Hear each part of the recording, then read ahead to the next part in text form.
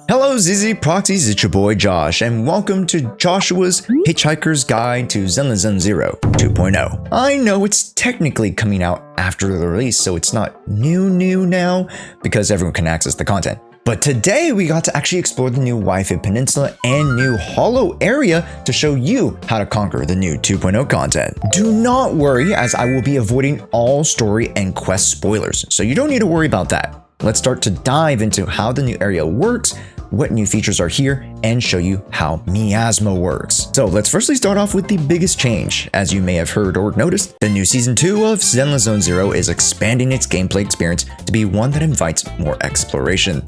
When entering into the Hollow area, we'll be entering what is known as the Investigation Zone, where we'll be able to walk around in like a regular pedestrian mode, yet explore, solve puzzles, and even fight big bads. One of the biggest things I noted about this region is the map. The map looks so vast, and actually, once you get your eyes adjusted to the slight 3D nature of it, it actually is really good, and it shows you a bunch of what's around the area. Each zone carries a few staples. Firstly, the Fissure Beacon, which are like your teleporting waypoints in Genshin and in Honkai Star Rail.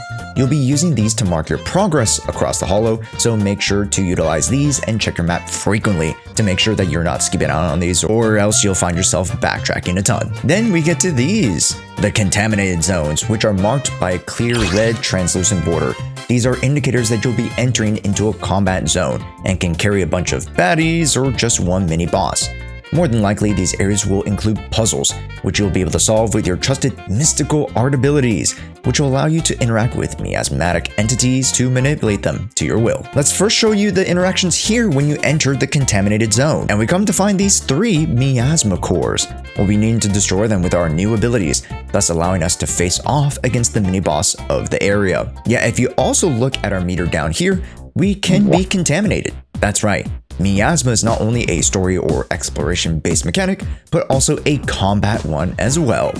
Once your meter gets to a full miasma corruption, your whole party will take a percentage cut of their HP, which can be tough if you're not prepared. We'll quickly talk about enemies as well, as they don't have a miasma bar like we do, but they have a shield called the Miasmic Field that allows them to not be stunned. In order to break these, we'll need to defensive assist and use ultimates to break out of their domain expansion, which can also include a new set of nasty attacks to leave us on the back foot. Note that miasma cannot be affected by anomalies or disorders, so if you're going into the fight thinking you can use them to whittle away at the shield, well, get ready for a long-winded fight. Yet there is one other way to destroy the shield, and that's with sheer force. Currently, the only unit that can use this is Jshoea, but I'm sure this mechanic will be much better fleshed out once we get more units attuned to Rupture, which is our new agent class. If you're looking for my take on the miasma shield and how it affects the meta, I suggest you watch to the end segment. Yeah, for the purposes of exploration, there is a way to help us clear out the miasma in lengthy fights. If there is a beacon with blue gas spray coming out,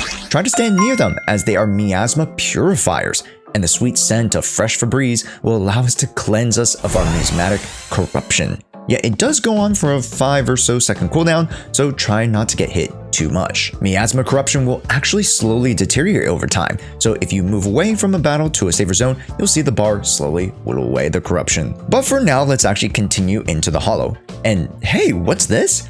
I found an observation singularity. These are rare occurrences that will allow us to unveil our map and give us more data on where things are. Specifically, chests and events to grab chests.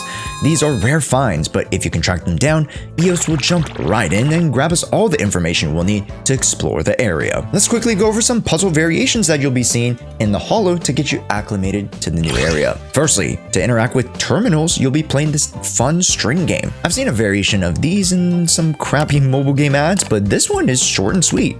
All you want to do is align your letter cursor such that as the flashing light flows through the band, you want it to eventually get in numerical order. And boom, that's the ticket. There are also a few other puzzles that are involved with the new mystical art jutsu ability. First is disintegration. This will allow you to interact with blue glowing or corrupted elements to phase them out of the world for a second, allowing you to pass through. These are simple enough, yet sometimes they block things too well, so you have to do a double take to reveal a hidden nook or cranny, so keep your eyes peeled. Then we also have another use of the mystical arts abilities, the Revelation. This will allow you to undo said disintegration and put things back where they were before, to create bridges or other platforms for you to cross. One way to interact with this ability is with the electronics in the area. See this generator? Once I remove the wiring like so, it'll help to lower the stage for me to cross. Then I'll use Revelation to bring back the box here for me to cross up and over. It's pretty neat. There'll be many more puzzles like this, so make sure to have a clear mind and look at your surroundings for everything you can use. Before I show you any more puzzles, know that we have a $300 giveaway. 3 winners, $100 each. Make sure to copy down this code letter, and in our final guide next week, we'll be showing you where to enter in that deciphered code. Keep these videos in the back by liking and saving. And come back to this video and comment below what your favorite gimmick or mechanic is of the new area. Now, back to the video. Next, if you see these small pillars, know that there's another puzzle nearby. These are called the edge emitters, and they'll most likely be paired with some energy shield or other thing that blocks your path or next objective. Use your Revelation ability to seek out the next pillar and unlock the next step. And finally, the Miasma symbiote. Whew. These are large tumor-like miasma plants that corrupt the area, that most likely will be paired with ne'er-do-wells. Defeat the ops in the area and look for these small tumors around. Once these are broken, you can head to the main symbiote and cleanse it out of the hollow. And boom, we've restored peace to this very small platform in a never-ending, perilous disaster of a maze, to which we may never find our way out. Just kidding. With all these tips, you should be now equipped with most, if not all, the new techniques, puzzles, and your interactables to crush your exploration into the new hollow. And finally, I would like to circle back to the Miasma conversation by actually showing you one of my very first blind runs. Note that these builds are very middling, with no mindscapes and yes, a Julian signature, but as y'all can see, just knowing that I can break the shield with ults and defensive assists wasn't enough. That boulder attack was nasty, and it caught me off guard quite a bit, but I digress. Most of those things can be learned and accounted for, much like Miasma, and here's a clip of me even running Miyabi, which I know she's resisted, but take a look at how much Caesar King can eat into that Miasma field. It's actually super impressive. And for those of you who have been keeping up with the conversations around the new mechanic, it's not just one unit who benefits from this new system. We can see many a stun agents actually getting more limelight to actually use their ultimates versus just saving them in the back for a random time that we need a stun window. Granted, higher level players, to those who have mastered the game, they'll understand mechanics like these are a bit more just gimmicky and less about power creeping anything. Albeit, this chunker really does take a beating.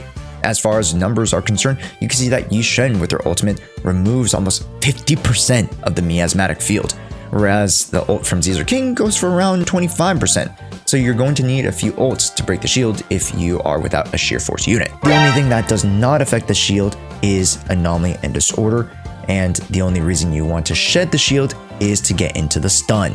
So for the overall experience, we won't be dealing with battles where we have to build up more than 2 ults at a time. Overall, I'm sure that we'll be able to optimize this run much easier. As you can see with Jshoea, with access to an extra ult and the sheer force extra damage, the shield gets blasted in no time flat. So understandably, there's a notion that there might be a problem that the game funds the solution for, but you could say that for all new mechanics and gimmicks. So I invite everyone to be patient as we get a better handle on Miasma, as well as patience for the game to allow it to flesh out this new game mechanic and create a balanced ecosystem to include it with content we already have. And that's it for Josh's Hitchhiker's Guide to Season 2 of Zenless Zone Zero. There will be other items and mechanics like shops, collectibles, hidden quests, and more that you can dig deep for, but for now, hopefully this guide helps you to acclimate yourself to the new region, new map, and new enemies.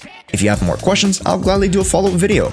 But for now, that'll do it for the 4th Prep Guide series to 2.0. And we'll see you in the next one, and subscribe.